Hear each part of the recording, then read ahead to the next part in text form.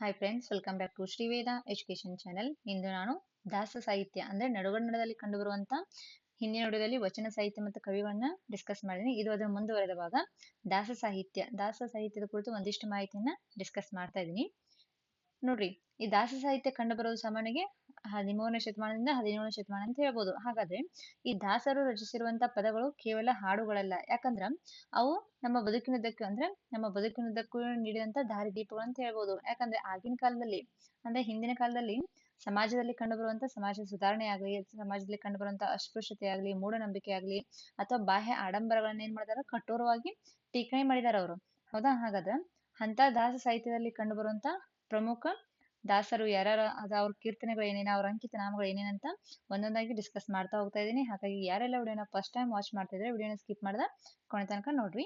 ಬನ್ನಿ ಫ್ರೆಂಡ್ಸ್, ಮೊದಲಿಗೆ ದಾಸ ಸಾಹಿತ್ಯ ಅಂದ್ರೆ ಕನ್ನಡ ಸಾಹಿತ್ಯ ಲೋಕದ ಅತ್ಯಂತ ಅಮೂಲ್ಯವಾದ ಹಾಗೂ ಭಕ್ತಿ ಪ್ರಧಾನವಾದ ಪ್ರಕಾರಗಳಲ್ಲಿ ದಾಸ ಸಾಹಿತ್ಯ ಒಂದು ಪ್ರಮುಖ ಅಂತ ಹೇಳ್ಬೋದು. ಹಾಗಾದ್ರೆ ಇಲ್ಲಿ ನೋಡ್ರಿ, ಯಾರು ಮೊದಲಿಗೆ ಬರೋದ ನರಹರಿ ತೀರ್ಥರು ಬರ್ತಾರ. ನೆಕ್ಸ್ಟ್ ನೋಡ್ರಿ, ನರಹರಿ ತೀರ್ಥರು, ಪಾದರಾಯರು, ನೆಕ್ಸ್ಟ್ ಜಗನ್ನಾಥ ದಾಸರು ಬರ್ತಾರ, ಕನಕದಾಸರು, ಪುರಂದರದಾಸರು, ಶ್ರೀಪಾದರಾಯರು, ಹೀಗೆಲ್ಲ ಇವರ ಬರ್ತಾರ. ಅದ್ರಾಗ ಮೊದಲನೇದಾಗಿ ನರಹರಿ ತೀರ್ಥ ಅಂತ ಬರ್ತಾರ ನೋಡ್ರಿ. ಇವರ ಕಾಲ ನೋಡೋದಾದ್ರ 13ನೇ ಶತಮಾನದ ದ್ವಿತೀಯಾರ್ಧ ಅಂತ ಹೇಳ್ಬೋದು. ಹಾಗಾದ್ರೆ ಇವರ ಜನನ ಎಲ್ಲಿ ಆಯ್ತು ಅಂತ ನೋಡೋದಾದ್ರ ಒರಿಸ್ಸಾದಲ್ಲಿ ಜನನ ಆಯ್ತು ಅಂತ ಹೇಳ್ಬೋದು ನೋಡ್ರಿ. ಹಾಗಾದ್ರೆ ನರಹರಿ ತೀರ್ಥರವರ ಗುರು ಯಾರಂತ ನೋಡೋದಾದ್ರ ಮಧ್ವಾಚಾರ್ಯ. ನರಹರಿ ತೀರ್ಥರವರ ಗುರು ಯಾರಂತ ನೋಡೋದಾದ್ರ ಮಧ್ವಾಚಾರ್ಯ ಅಂತ ಹೇಳ್ಬೋದು. ಹಾಗಾದ್ರೆ ಇವರ ಮೂಲ ಹೆಸರು ಅಂದ್ರೆ ನರಹರಿ ತೀರ್ಥವರ ಸನ್ಯಾಸ ಸ್ವೀಕಾರ ಮಾಡೋಕ್ಕಿಂತ ಮುಂಚೆ ಏನ್ ಹೆಸರಿತ್ತಂತ ನೋಡೋದಾದ್ರ ಶ್ಯಾಮಶಾಸ್ತ್ರಿ ಅಂತಿತ್ತು. ಅದೇ ಸನ್ಯಾಸ ಸ್ವೀಕರಿಸಿದ ನಂತರ ನರಹರಿ ತೀರ್ಥಾಗಿ ಬದಲಾವಣೆ ಆಗ್ತೈತಿ. ಹಾಗಾದ್ರೆ ನರಹರಿ ಮೊಟ್ಟ ಮೊದಲ ಹರಿದಾಸ ಕೀರ್ತನೆ ರಚನೆ ಮಾಡಿದಾರ ಅಂತ ಹೇಳ್ಬೋದು. ಹಾಗಾದ್ರೆ ದಾಸ ಸಾಹಿತ್ಯದ ಬೀಜ ಬಿತ್ತಿದವರು ಅಂದ್ರೆ ಆ ಶತಮಾನದಲ್ಲಿ ದಾಸ ಸಾಹಿತ್ಯದ ಬೀಜ ಬಿತ್ತಿದವರು ಯಾರಂತ ನೋಡೋದಾದ್ರೆ ಶ್ರೀಪಾದರಾಜರು. ಶ್ರೀಪಾದರಾಜರು ಅಂತ ಕರೆಸ್ಕೊಂಡ್ರು ಕೂಡ ನರಹರಿ ತೀರ್ಥರವರನ್ನು ಈ ಪರಂಪರೆಯ ಮೊದಲ ದಾಸರಿಂದ ಪರಿಗಣಿಸಲಾಗ್ತಿದೆ ಅಂತ ಹೇಳ್ಬೋದು.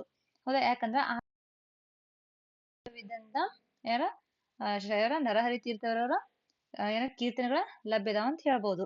ಅವು ಇವತ್ತಿಗೂ ಕೂಡ ಅವರ ಕೀರ್ತನೆಗಳು ಲಭ್ಯದಾವ ಅಂತ ಹೇಳ್ಬೋದು. ಹೌದಾ? ಹಾಗಾದ್ರೆ ನೆಕ್ಸ್ಟ್ ಇನ್ ನೋಡೋದಾದ್ರೆ ಅವ್ರ ಅಂಕಿತ ನಾಮ, ನರಹರಿ ತೀರ್ಥರವರ ಅಂಕಿತ ನಾಮ ನೋಡೋದಾದ್ರ ಶ್ರೀ ರಘುಪತಿ ವಿಠಲ ಅಥವಾ ನರಹರಿ ಅಂತ ಹೇಳ್ಬೋದು ನೋಡ್ರಿ. ಹೌದಾ?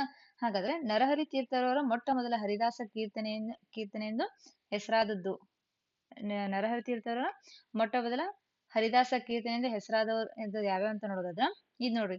ಇದ್ರಾಗ ನರಹರಿ ತೀರ್ಥರವರ ಕೀರ್ತನದಾಗ ಪಲ್ಲವಿ, ಅನುಪಲ್ಲವಿ, ಚರಣ ಅಂತ ಬರ್ತಿದ್ವಿ. ಅದ್ರಾಗ ನೋಡ್ರಿ, ಪಲ್ಲವಿಯಿಂದ ಎಂತು ಮರಳಾದೇನೋ ನಾನು ಎಂತು ಮರಳಾದೆ. ಅನುಪಲ್ಲವಿ ಅಂದ್ರೆ ನೆಕ್ಸ್ಟ್ ಚಿಂತಿಸದೆ ಹರಿಯ ಚರಣವ ಮರಳಾದೇನು ಅಂದ್ರ ಎಂತು ಮರಳಾದೇನೋ ನಾನು ಎಂತು ಮರಳಾದೆ ಅಂದ್ರ ತನ್ನ ಬಗ್ಗೆ ತನ್ನನ್ನು ಕುರಿತು ಏನ್ ಮಾಡ್ತಾನ, ಹರಿ ಮುಂದೆ ತನ್ನ ತಪ್ಪನ್ನ ತೊಡ್ಕೊಳ್ತಿದ್ದಾನೆ. ಇಲ್ಲಿ ಯಾರ ನರಹರಿ ತೀರ್ಥರವರು ತೊಡ್ಕೊಳ್ತಾರ. ಅದೇನ ಎಂತು ಮರಳಾದೇನೋ ನಾನು ಎಂತು ಮರಳಾದೆ, ಚಿಂತಿಸದೆ ಹರಿಯ ಚರಣವ ಮರಳಾದೇನೋ ಅಂತ ತನ್ನ ತಪ್ಪನ್ನ ಏನ್ ಮಾಡ್ತಾರ, ಹರಿಯ ಮುಂದೆ ತೊಡ್ಕೊಳ್ಳುವಂತ ಒಂದು ಕೀರ್ತನೆ ಅಂತ ಹೇಳ್ಬೋದು. ಇದು ಎಲ್ಲರಿಗೂ ಅರ್ಥ ಆಯ್ತು ಅನ್ಕೊಂಡಿನಿ. ನೆಕ್ಸ್ಟ್ ಬರೋರು ಶ್ರೀಪಾದರಾಯರು. ಇವ್ರ ಕಾಲ ನೋಡೋದಾದ್ರ ಕ್ರಿಸ್ತ ಶಕ 1404 ಅಂತ ಹೇಳ್ಬೋದು. ಹಾಗಾದ್ರೆ ಇವ್ರ ಜನನ ಎಲ್ಲಿ ಆಯ್ತು ಅಂತ ನೋಡೋದಾದ್ರ ಚನ್ನಪಟ್ಟಣ ತಾಲೂಕಿನ ಅಬ್ಬೂರು ಗ್ರಾಮದಲ್ಲಿ ಇವರ ಜನನ ಆಯ್ತು ಅಂತ ಹೇಳ್ಬೋದು. ಹಾಗಾದ್ರೆ ಇವ್ರ ತಂದೆ ಯಾರಂತ ನೋಡೋದಾದ್ರ ಶೇಷಗಿರಿ ಆಚಾರ್ಯ. ನೆಕ್ಸ್ಟ್ ಇವ್ರ ತಾಯಿ ನೋಡೋದಾದ್ರ ಗಿರಿಯಮ್ಮ ಅಂತ ಹೇಳ್ಬೋದು ನೋಡ್ರಿ. ಹಾಗಾದ್ರೆ ಇವರ ಗುರು ಯಾರಂತ ನೋಡೋದಾದ್ರ ಸ್ವರ್ಣವರ್ಣ ತೀರ್ಥರು ಅಂತ ಹೇಳ್ಬೋದು. ಸ್ವರ್ಣವರ್ಣ ತೀರ್ಥರು ಯಾರ ಗುರು? ಪಾದರಾಯರ ಗುರುಗಳು ಅಂತ ಹೇಳ್ಬೋದು. ಹಾಗಾದ್ರೆ ಇವ್ರ ಮೂಲ ಹೆಸರು ಏನಂತ ನೋಡೋದಾದ್ರ ಲಕ್ಷ್ಮೀನಾರಾಯಣ. ಇಂಪಾರ್ಟೆಂಟ್ ಎಕ್ಸಾಮ್ದಾಗ ಕೇಳಬಹುದು. ನೆಕ್ಸ್ಟ್ ಇವರ ಪಾದರಾಯರ ಅಂಕಿತನಾಮ ಏನಂತ ನೋಡಿದ್ರೆ ಅದು ರಂಗವಿಠಲ. ಅಂಕಿತನಾಮ ನೋಡ್ಕೋರಿ, ಎಕ್ಸಾಂಪಲ್ದಾಗ ಅಂಕಿತನಾಮಗಳ ಮೇಲೆ ಕ್ವಶನ್ ಆಗ್ತಾವ. ಅದು ಹೊಂದಿಸಿ ಆಗ್ಬೋದು, ಹಿಂಗ ಅಥವಾ ಹಿಂಗ ರಂಗವಿಠಲ ಇದು ಯಾರ ಅಂಕಿತನಾಮ ಕೊಟ್ಬಿಟ್ಟು ಕೆಳಗ 4 ದಾಸ ಸಾಹಿತ್ಯ ಹೆಸರನ್ನ ಹೇಳ್ಬೋದು. ನೆಕ್ಸ್ಟ್ ಇವ್ರಿಗಿರುವಂತ ಬಿರುದು ಯಾವ್ದಂತ ನೋಡೋದ್ರ ಶ್ರೀಪಾದರಾಜ. ಇಂಪಾರ್ಟೆಂಟ್, ಶ್ರೀಪಾದರಾಜ ಇವ್ರಿಗಿರುವಂತ ಬಿರುದು ಅಂತ ಹೇಳ್ಬೋದು. ನೆಕ್ಸ್ಟ್ ಇವ್ರ ಕೀರ್ತನೆ ನೋಡೋದಾದ್ರ ಕಂಗಳಲ್ಲಿ ನೋಡುವೆ ರಂಗನ ಅಂದವ, ನೀನೇ ಗತಿ ಎನ್ನ ಪ್ರಾಣದೊಡೆಯ. ಕಂಗಳಲ್ಲಿ ನೋಡುವ ರಂಗನ ಒಂದ ಅಂದವ ಅಂದ ಏನ ಕಣ್ಣುಗಳಲ್ಲಿ ನೋಡುವೆ. ನೆಕ್ಸ್ಟ್ ನೀನೇ ಗತಿ ಎನ್ನ ಪ್ರಾಣದೊಡೆಯ, ನೀನೇ ನನ್ನ ಗತಿ ಎನ್ನ ಪ್ರಾಣದೊಡೆಯ ಅಂದ್ರೆ ಜೀವದೊಡೆಯ ಅಂತ ಹೇಳ್ತು. ಇದು ಇವರ ಕೀರ್ತನೆಯ ಸಾಲ ಅಂತ ಹೇಳ್ಬೋದು. ಇದನ್ನು ಕೂಡ ನೋಡ್ಕೋರಿ, ಇಂಪಾರ್ಟೆಂಟ್ ಇದೆ. ನೆಕ್ಸ್ಟ್ ಬರೋರ ವ್ಯಾಸರಾಯರು ಬರ್ತಾರ ನೋಡ್ರಿ. ವ್ಯಾಸರಾಯರ ಕಾಲ ನೋಡೋದಾದ್ರ ಕ್ರಿಸ್ತ ಶಕ 1447 ಅಂತ ಹೇಳ್ಬೋದು. ಹಾಗಾದ್ರೆ ಇವ್ರ ಜನನ ಎಲ್ಲಿ ಐತೆ ಅಂತ ನೋಡೋದಾದ್ರೆ ಮೈಸೂರು ಜಿಲ್ಲೆಯ ಬಣ್ಣೂರು ಗ್ರಾಮದಲ್ಲಿ ಇವ್ರದ ಜನನ ಐತೆ ಅಂತ ಹೇಳ್ಬೋದು. ಹಾಗಾದ್ರೆ ತಂದೆ ರಾಮಾಚಾರ್ಯ, ತಾಯಿ ಸೀತಮ್ಮ ಅಂತ ಹೇಳ್ಬೋದು ನೋಡ್ರಿ. ಹಾಗಾದ್ರೆ ವ್ಯಾಸರಾಯರ ಗುರು ಯಾರಂತ ನೋಡೋದಾದ್ರೆ ಶ್ರೀಪಾದರಾಯರು. ಶ್ರೀಪಾದರಾಯರು ಈಗಾಗಲೇ ನಾನು ಡಿಸ್ಕಸ್ ಮಾಡಿ. ಇದು ನೋಡ್ರಿ ವ್ಯಾಸರಾಯರ ಗುರು ಯಾರ? ಶ್ರೀಪಾದರಾಯರು ಅಂತ ಹೇಳ್ಬೋದು. ಇಂಪಾರ್ಟೆಂಟ್ ಎಕ್ಸಾಮ್ದಾಗ ಕೇಳ್ಬೋದು. ನೆಕ್ಸ್ಟ್ ಇವರ ಮೂಲ ಹೆಸರು ಏನಿತ್ತಂದ್ರ ಯತಿರಾಜ ಇತ್ತು ನೋಡ್ರಿ. ಮೂಲ ಹೆಸರು ಏನಿತ್ತು? ಯತಿರಾಜ ಇತ್ತು. ಅವರ ಸನ್ಯಾಸತ್ವ ಸ್ವೀಕರಿಸಿದ ಮೇಲೆ ಏನಿತ್ತು? ಪಾದರಾಯರು. ಹೌದಾ? ನೆಕ್ಸ್ಟ್ ಇವರ ಅಂಕಿತ ನಾಮ ಏನಂತ ನೋಡೋದಾದ್ರೆ ಶ್ರೀಕೃಷ್ಣ. ಶ್ರೀಕೃಷ್ಣ ಅನ್ನೋದು ಪಾದರಾಯರ ಅಂಕಿತ ನಾಮ ಅಂತ ಹೇಳ್ಬೋದು. ಸಾರಿ, ವ್ಯಾಸರಾಯರ ಅಂಕಿತ ನಾಮ ಅಂತ ಹೇಳ್ಬೋದು. ಯಾಕಂದ್ರೆ ನಾನು ಈ ವ್ಯಾಸರಾಯರ ಬಗ್ಗೆ ಡಿಸ್ಕಸ್ ಮಾಡ್ತಾ ಇದ್ದೀನಿ. ನೆಕ್ಸ್ಟ್ ಇವ್ರ ಗ್ರಂಥಗಳು ನೋಡೋದಾದ್ರ ತರ್ಕತಾಂಡವ, ನ್ಯಾಯಾಮೃತ ಮತ್ತು ತಾತ್ಪರ್ಯ ಚಂದ್ರಿಕಾ ಅಂತ ಇವರ ಗ್ರಂಥಗಳು ಅಂತ ಹೇಳ್ಬೋದು ನೋಡ್ರಿ. ಯಾರ್ದ? ವ್ಯಾಸರಾಯರದು. ನೆಕ್ಸ್ಟ್ ಬರೋರ ವಾದಿರಾಜ. ವಾದಿರಾಜರ ಕಾಲ ನೋಡೋದಾದ್ರ ಕ್ರಿಸ್ತ ಶಕ 1480 ಅಂತ ಹೇಳ್ಬೋದು. ಇವರ ಜನನ ಎಲ್ಲಿ ಐತೆ ಅಂತ ನೋಡೋದಾದ್ರ ಉಡುಪಿ ಜಿಲ್ಲೆಯ ಕುಂದಾಪುರ ತಾಲೂಕಿನ ಹೂವಿನಕೆರೆ ಗ್ರಾಮದಲ್ಲಿ ಏನಾಯ್ತು? ಇವರ ಜನನ ಆಯ್ತು ಅಂತ ಹೇಳ್ಬೋದು. ಹಾಗಾದ್ರೆ ಇವರ ತಂದೆ ಯಾರಂತ ನೋಡಿದ್ರ ರಾಮಾಚಾರ್ಯ, ತಾಯಿ ಗೌರಮ್ಮ ಅಂತ ಹೇಳ್ಬೋದು. ಹಾಗಾದ್ರೆ ವಾದಿರಾಜರ ಗುರು ಯಾರಂತ ನೋಡೋದಾದ್ರ ವಾಗೀಶ ತೀರ್ಥರು. ವಾಗೀಶ ತೀರ್ಥರು ಯಾರ ಗುರು ಅಂತ ನೋಡಿದ್ರ ವಾದಿರಾಜರ ಗುರುಗಳು ಅಂತ ಹೇಳ್ಬೋದು. ಹಾಗಾದ್ರೆ ವಾದಿರಾಜರ ಮೂಲ ಹೆಸರು ಏನಂತ ನೋಡೋದಾದ್ರ ಭುವರಾಹ. ಇಂಪಾರ್ಟೆಂಟ್ ಎಕ್ಸಾಮ್ದಾಗ ಕೇಳ್ಬೋದ್ರಿ. ಮೂಲ ಹೆಸರು ಎಲ್ಲಾ ದಾಸ ಸಾಹಿತ್ಯದ ಕೀರ್ತನಕಾರರ ಮೂಲ ಹೆಸರು ನೆನಪಿಟ್ಕೋ, ಯಾಕಂದ್ರೆ ಎಕ್ಸಾಮ್ದಾಗ ಕೇಳ್ಬೋದು. ನೆಕ್ಸ್ಟ್ ಮೂಲ ಹೆಸರು ಮತ್ತ ಅಂಕಿತ ನಾಮ ಕಂಪಲ್ಸರಿ. ಹಾಗಾಗಿ ವಾದಿರಾಜರ ಅಂಕಿತ ನಾಮ ಯಾವ್ದಂತ ನೋಡೋದಾದ್ರೆ ಅದು ಹಯವದನ. ಇಂಪಾರ್ಟೆಂಟ್, ಹಯವದನ ವಾದಿರಾಜರ ಅಂಕಿತ ನಾಮ ಅಂತ ಹೇಳ್ಬೋದು. ಹಾಗಾದ್ರೆ ಇವ್ರು ರಚಿಸಿರುವಂತ ಕನ್ನಡ ಕೃತಿಗಳು, ಇವ್ರು ಕನ್ನಡ ಕೃತಿ ರಚಿಸ್ಯಾರ, ಸಂಸ್ಕೃತ ಕೃತಿನೂ ರಚಿಸ್ಯಾರ. ಹಾಗಾದ್ರೆ ಕನ್ನಡ ಕೃತಿಗಳು ಯಾವ್ಯಾವ ಅಂತ ನೋಡೋದಾದ್ರೆ ವೈಕುಂಠ ವರ್ಣನೆ, ನೆಕ್ಸ್ಟ್ ಲಕ್ಷ್ಮೀ ಶೋಭಾಣಿ. ಇದು ವಾದಿರಾಜರು ರಚಿಸಿರುವಂತ ಕನ್ನಡದ ಕೃತಿಗಳು ಅಂತ ಹೇಳ್ಬೋದು. ಹಾಗಾದ್ರೆ ಅವರು ರಚಿಸಿರುವಂತ ಸಂಸ್ಕೃತ ಕೃತಿ ಯಾವ್ದಂತ ನೋಡೋದಾದ್ರೆ ಯುಕ್ತಿ ಮಲ್ಲಿಕಾ. ಇದು ಯುಕ್ತಿ ಮಲ್ಲಿಕಾ ಅನ್ನೋದನ್ನ ಪ್ರಸಿದ್ಧ ಪಾಂಡಿತ್ಯ ಗ್ರಂಥ ಅಂತ ಕೂಡ ಕರೀತಾರೆ. ಇದನ್ನ ಅಂದ್ರೆ ಪ್ರಸಿದ್ಧ ಗ್ರಂಥ ಅಂತ ಹೇಳ್ತಾರೆ. ಅದು ಯಾವ್ದಂತ ನೋಡೋದಾದ್ರೆ ಯುಕ್ತಿ ಮಲ್ಲಿಕಾ. ಇಂಪಾರ್ಟೆಂಟ್ ಎಕ್ಸಾಮ್ದಾಗ ಕೇಳ್ಬೋದು ನೋಡ್ರಿ. ನೆಕ್ಸ್ಟ್ ಬರೋರ ಪುರಂದರದಾಸರು ಬರ್ತಾರ ನೋಡ್ರಿ. ಪುರಂದರದಾಸನ ಅಂದ್ಕೊಳ್ಳಿ ನೋಡ್ರಿ, ಪುರಂದರದಾಸ ಅಂದ್ರೆ ಕರ್ನಾಟಕ ಸಂಗೀತದ ಪಿತಾಮಹ ಅಂತ ಯಾರಂತ ಕೇಳಿ ನಮ್ಗೆ ತಕ್ಷಣ ಬರೋದ ಪುರಂದರದಾಸರು ಅಂತ ಹೇಳ್ಬೋದು. ಹಾಗಾದ್ರೆ ಹಲವಾರು ಬಾರಿ KPSC ಎಕ್ಸಾಮ್ದಾಗ ಏನಾಗೈತಿ ಕ್ವಶನ್ ಏನ್ ಮಾಡಿದ್ರ ಕೇಳಿದಾರ ನೋಡ್ರಿ. ಕರ್ನಾಟಕ ಸಂಗೀತದ ಪಿತಾಮಹ ಪುರಂದರದಾಸರು. ನೆಕ್ಸ್ಟ್ ಹಾಗಾದ್ರೆ ಇನ್ನು ಪುರಂದರದಾಸರ ಕಾಲ ನೋಡೋದಾದ್ರ ಕ್ರಿಸ್ತ ಶಕ 1484 ಅಂತ ಹೇಳ್ಬೋದು. ಇವ್ರ ಜನನ ಎಲ್ಲಿ ಐತೆ ಅಂತ ನೋಡೋದಾದ್ರ ಮಹಾರಾಷ್ಟ್ರದ ಪುಣೆಯ ಹತ್ತಿರದ ಪುರಂದರಗಡದಲ್ಲಿ ಯಾರ? ಪುರಂದರದಾಸರವರ ಜನನವಾಯ್ತು ಅಂತ ಹೇಳ್ಬೋದು. ಹಾಗಾದ್ರೆ ಇವ್ರ ತಂದೆ ನೋಡೋದಾದ್ರ ತಂದೆ ವರದಪ್ಪ ನಾಯಕ, ತಾಯಿ ಲಕ್ಷ್ಮೀಬಾಯಿ ಅಂತ ಹೇಳ್ಬೋದು ನೋಡಿ. ಪುರಂದರದಾಸರ ತಂದೆ ವರದಪ್ಪ ನಾಯಕ, ತಾಯಿ ಲಕ್ಷ್ಮೀಬಾಯಿ. ಇವರ ಪತ್ನಿ ಸರಸ್ವತಿ ಬಾಯಿ ಅಂತ ಹೇಳ್ಬೋದು. ಹಾಗಾದ್ರೆ ಇವ್ರ ಗುರು ಯಾರಂತ ನೋಡೋದ್ರ ಶ್ರೀ ವ್ಯಾಸರಾಯರು. ಶ್ರೀ ವ್ಯಾಸರಾಯರು ಯಾರ? ಪುರಂದರದಾಸರ ಗುರುಗಳಂತ ಹೇಳ್ಬೋದು. ಹಾಗಾದ್ರೆ ಪುರಂದರದಾಸರ ಮೂಲ ಹೆಸರು ಏನಂತ ನೋಡೋದ್ರ ಅದು ಶ್ರೀನಿವಾಸ ನಾಯಕ. ಹೌದಾ? ಹಾಗಾದ್ರೆ ನೆಕ್ಸ್ಟ್ ಇವ್ರ ಪುರಂದರದಾಸರ ಅಂಕಿತ ನಾಮ ಇಂಪಾರ್ಟೆಂಟ್ ಎಕ್ಸಾಮ್ದಾಗ ಹಲವಾರು ಬಾರಿ ಕೇಳಿದಾರ ನೋಡ್ರಿ. ಇಂಪಾರ್ಟೆಂಟ್ ಯಾರ? ಪುರಂದರ ವಿಠಲ. ಪುರಂದರದಾಸರ ಅಂಕಿತ ನಾಮ ಪುರಂದರ ವಿಠಲ ಅಂತ ಹೇಳ್ಬೋದು. ಇವ್ರ ಮೂಲ ಹೆಸರು ಶ್ರೀನಿವಾಸ ನಾಯಕ. ಇದು ಕೂಡ ಕ್ವಶನ್ ಆಗೈತ್ರಿ. ಹಾಗಾದ್ರೆ ಇಲ್ಲಿ ನೋಡ್ರಿ ಪುರಂದರದಾಸರು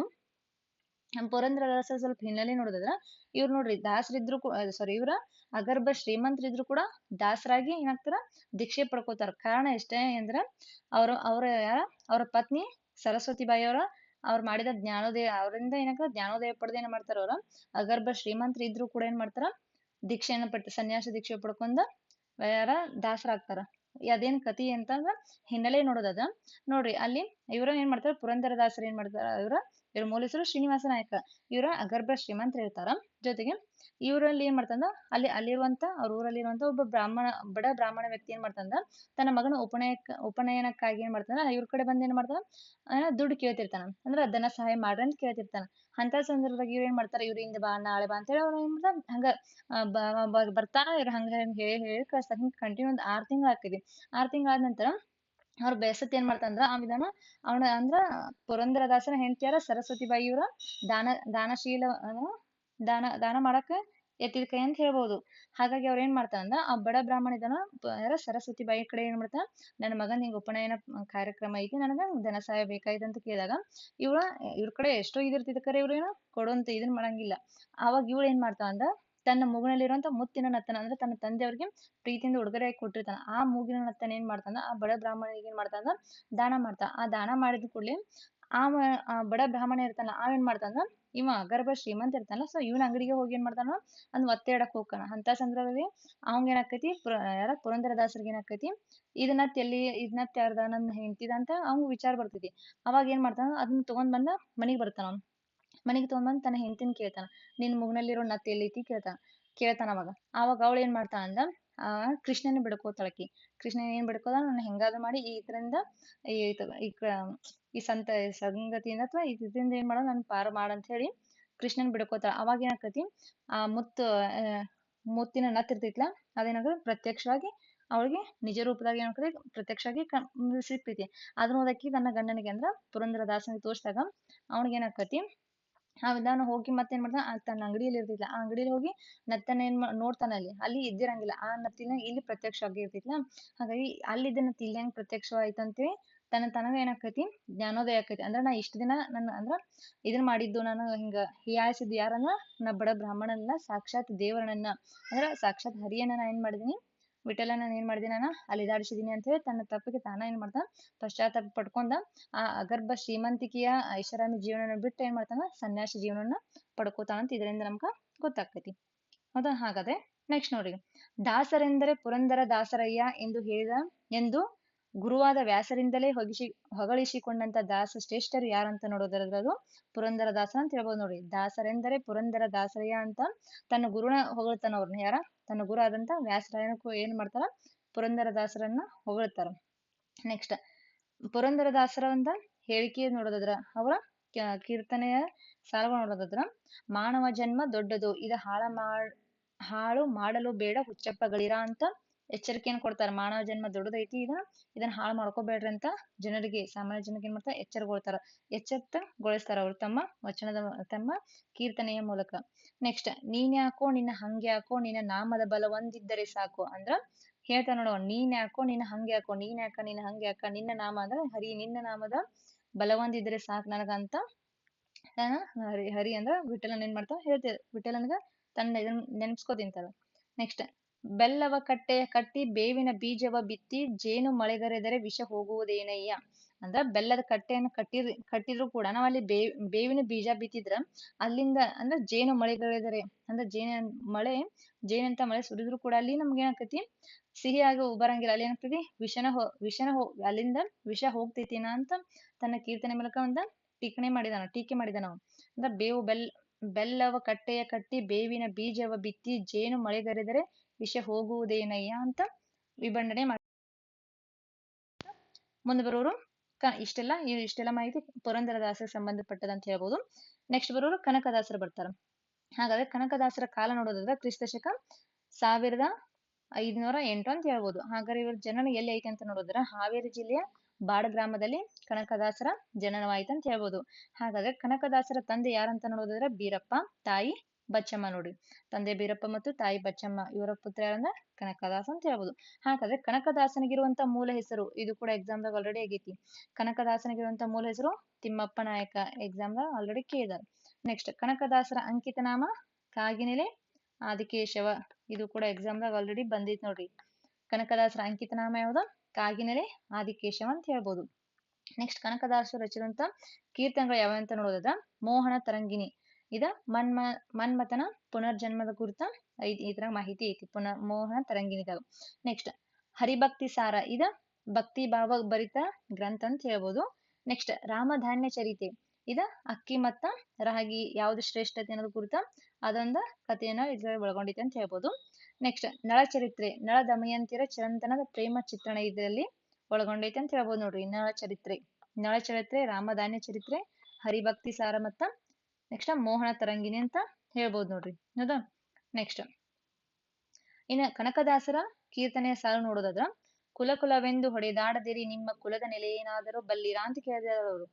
ಅಂದ್ರ ಕುಲ ಅಂತ ಆ ಜಾತಿ ಈ ಜಾತಿ ಅಂತ ಹೊಡೆದಾಡಬೇಡ್ರಿ, ನಿಮ್ಮ ಕುಲದ ಅಂದ್ರೆ ನಿಮ್ಮ ಜಾತಿಯ ಮೂಲ ನಿಮ್ಗೆ ಏನಾದ್ರು ಗೊತ್ತಿದ್ಯಾ ಅಂತ ಅವ್ರ ಕೇಳಿದಾರೆ. ಅಂದ್ರೆ ಸಮಾಜದ ಸಾಮಾನ್ಯ ಜನರನ್ನ ಈಗ ತಮ್ಮ ಕೀರ್ತನೆ ಮೂಲಕ ಕೇಳಿದಾರ, ಟೀಕೆ ಮಾಡಿದಾರ.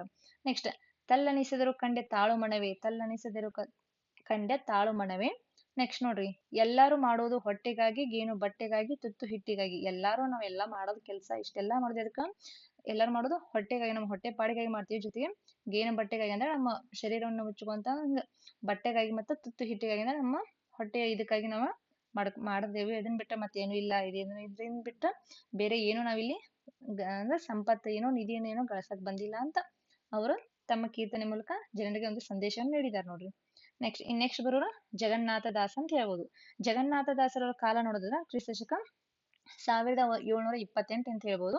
ಹಾಗಾದ್ರೆ ಇವರ ಜನ್ಮ ಎಲ್ಲಿ ಆಯ್ತು ಅಂತ ನೋಡಿದ್ರ ರಾಯಚೂರು ಜಿಲ್ಲೆಯ ಬ್ಯಾನವಟ್ಟೆ ಗ್ರಾಮದಲ್ಲಿ ಇವ್ರ ಜನನ ಆಯ್ತು ಅಂತ ಹೇಳ್ಬೋದು ನೋಡ್ರಿ.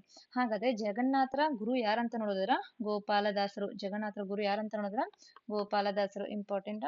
ನೆಕ್ಸ್ಟ್ ಇವರ ಮೂಲ ಹೆಸರು ಏನಂತ ನೋಡಿದ್ರ ಶ್ರೀನಿವಾಸಾಚಾರ್ಯ. ಜಗನ್ನಾಥ ದಾಸರ ಮೂಲ ಹೆಸರು ಯಾರಂತ ನೋಡಿದ್ರ ಶ್ರೀನಿವಾಸಾಚಾರ್ಯ. ನೆಕ್ಸ್ಟ್ ಇವ್ರ ಅಂಕಿತ ನಾಮ ನೋಡಿದ್ರ ಶ್ರೀ ಜಗನ್ನಾಥ ವಿಠ್ಠಲ. ಜಗನ್ನಾಥರ ಅಂಕಿತ ನಾಮ ಯಾವ್ದಂತ ನೋಡಿದ್ರ ಶ್ರೀ ಜಗನ್ನಾಥ ವಿಠ್ಠಲ, ಇಂಪಾರ್ಟೆಂಟ್, ಎಕ್ಸಾಮ್ದಾಗ ಕೇಳ್ಬೋದು. ನೆಕ್ಸ್ಟ್ ಇವರು ರಚಿಸಿರುವಂತ ಕೀರ್ತನೆಗಳು ನೋಡಿದ್ರ ತತ್ವ ಸುವಾಲಿ, ತಂತ್ರಸಾರ, ಹರಿಕಥಾ ಮೃತಸಾರ, ದ್ವೈತ ವೇದಾಂತ. ಇಷ್ಟೆಲ್ಲಾ ಕೀರ್ತನೆಗಳು ಯಾರು ರಚಿಸಿದ ಅಂತ ನೋಡಿದ್ರ ಜಗನ್ನಾಥ ದಾಸರು ರಚಿಸಿದಾರ ಅಂತ ಹೇಳ್ಬೋದು. ಇವರ ಅಂಕಿತ ನಾಮ ಅವರ ಹೆಸರಿನಾಗ ಐತೆ ಶ್ರೀ ಜಗನ್ನಾಥ ವಿಠ್ಠಲ. ನೆಕ್ಸ್ಟ್ ನೋಡಿದ್ರೆ ವಿಜಯದಾಸರ ಇವರ ಕಾಲ ನೋಡೋದಾದ್ರೆ ಕ್ರಿಸ್ತಶಕ 1683 ಅಂತ ಹೇಳ್ಬೋದು.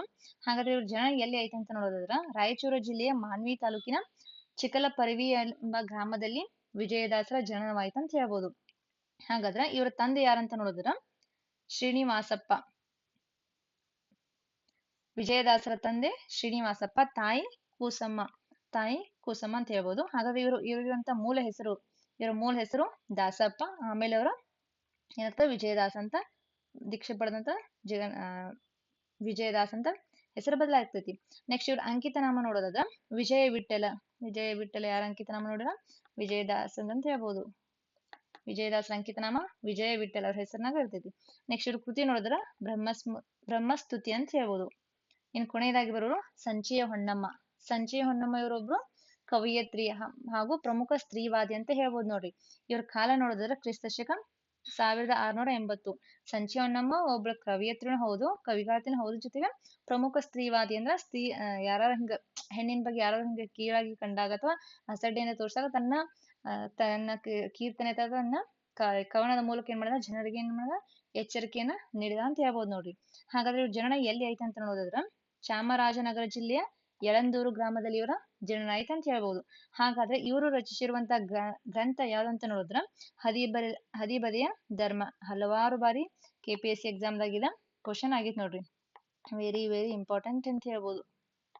ಯಾಕಂದ್ರೆ ಹಲವಾರು ಬಾರಿ ಹದಿಬದೆಯ ಧರ್ಮ ಗ್ರಂಥ ರಚಿಸಿದವರು ಸಂಚಿಯ ಹೊನ್ನಮ್ಮ ಅಂತ ಹೇಳ್ಬೋದು. ಹಾಗಾದ್ರೆ ಇವ್ರಿಗಿರುವಂತ ಬಿರುದು ಯಾವ್ದಂತ ನೋಡಿದ್ರ ಸರಸ ಸಾಹಿತ್ಯದ ವರದೇವತೆ, ಇಂಪಾರ್ಟೆಂಟ್. ಸರಸ ಸಾಹಿತ್ಯದ ವರದೇವತೆ ಅಂತ ಯಾರನ್ನ ಕರೀತಾರಂತ ನೋಡಿದ್ರ ಅವ್ರಿಗೆ ಯಾರಂದ್ರ ಸಂಚಿಯ ಹೊನ್ನಮ್ಮನ ಬಿರುದು ಸರಸ ಸಾಹಿತ್ಯದ ವರದೇವತೆ ಅಂತ ಹೇಳ್ಬೋದು ನೋಡ್ರಿ. ಹೆಣ್ಣನ್ನು ಕಂಡು ಅಸಡ್ಡೆ ಮಾಡುವವರನ್ನು ಕುರಿತ ಅಂದ್ರೆ ಹೆಣ್ಣಿನ ಕಂಡ ಕಿರುಕುಳ ಹಿಂಗಂತ ಅಂದ್ರೆ ಹಿಂಗ ಒಂಥರ ಅಸಡ್ಡೆಯಿಂದ ನೋಡ್ತಿರ್ತಾರ ನೋಡ್ರಿ. ಅಂತರ್ಗಕ್ಕೆ ತನ್ನ ವಾಕ್ಯದ ಮೂಲಕ ಅಂದ್ರೆ ತನ್ನ ಕವನದ ಮೂಲಕ ಹೇಳಿದ ನೋಡ್ರಿ. ಪೆಣ್ಣಲ್ಲವೇ ತಮ್ಮನೆಲ್ಲ ಪಡೆದ ತಾಯಿ, ಪೆಣ್ಣಲ್ಲವೇ ಪೊರೆದವಳು. ಅಂದ್ರ ಹೆಣ್ಣಲ್ಲ ನಿಮ್ನೆಲ್ಲಾ ಪಡೆದಂತ ತಾಯಿ ಯಾರ ಹೆಣ್ಣಲ್ಲವನು ಅಂದ್ರೆ ಹೆಣ್ಣ ಹೌದು ಅಲ್ಲೋ ಅಂದ್ರ ಪೆಣ್ಣಲ್ಲವೇ ತಮ್ಮನೆಲ್ಲ ಪಡೆದ ತಾಯಿ, ನಿಮ್ಮನ್ನೆಲ್ಲ ಪಡೆದಂತ ತಾಯಿ ಹೆಣ್ಣಲ್ಲವೇ, ಜೊತೆ